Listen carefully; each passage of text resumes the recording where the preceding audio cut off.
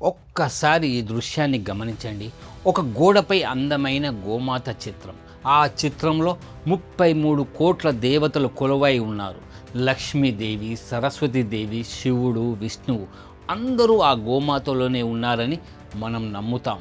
కానీ అదే గోడ ముందు నిలబడి ఉన్న నిజమైన గోమాతని చూడండి.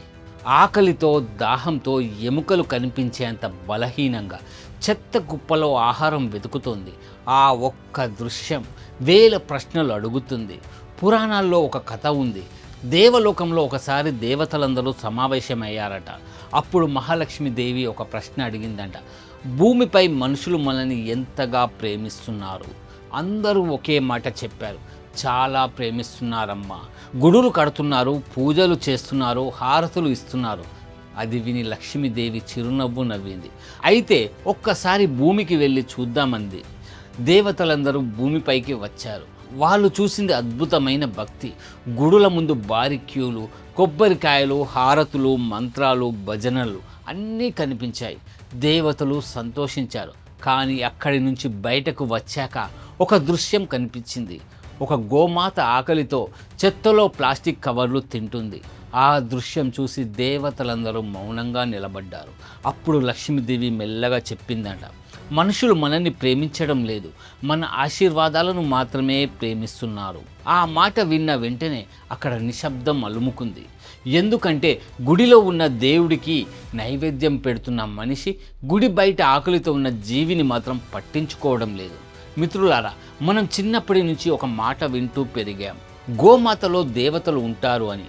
అదే నిజమైతే ఆ గోమాత ఆకలితో ఉంటే ఆ దేవతలు కూడా ఆకలితో ఉన్నట్టే కాదా?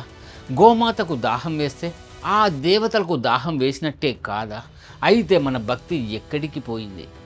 ఈరోజు మనం సోషల్ మీడియాలో పోస్టులు పెడతాం, గోమాత మా తల్లి అంటాం, జై గోమాత అంటాం. కానీ రోడ్డుపై ఆకలితో ఉన్న గోవును చూసి ఒక్క ముద్ద ఆహారం పెట్టడానికి మాత్రం సమయం ఉండదు. గుడిలో 100 రూపాయలు వేయడానికి సిద్ధంగా ఉంటాం. కానీ ఆకలితో ఉన్న జీవికి 10 రూపాయలు పెట్టి పచ్చి గడ్డి కొనివ్వడానికి మాత్రం వెనుకాడుతాం. నిజానికి దేవుడు ఎప్పుడు మన డబ్బుని చూడడు, మన హృదయాన్ని చూస్తాడు. మీరు 1,00,000 రూపాయల పూజ చేసినా మీ మనసులో కరుణ లేకపోతే దాని విలువ శూన్యం. కానీ ఆకలితో ఉన్న ఒక జీవికి ప్రేమతో ఒక ముద్ద ఆహారం పెడితే అది 1000 పూజలకి సమానం. ఈ ఫోటోలో ఉన్న గోమాత మాట్లాడలేకపోతుంది, తన బాధని చెప్పుకోలేకపోతుంది.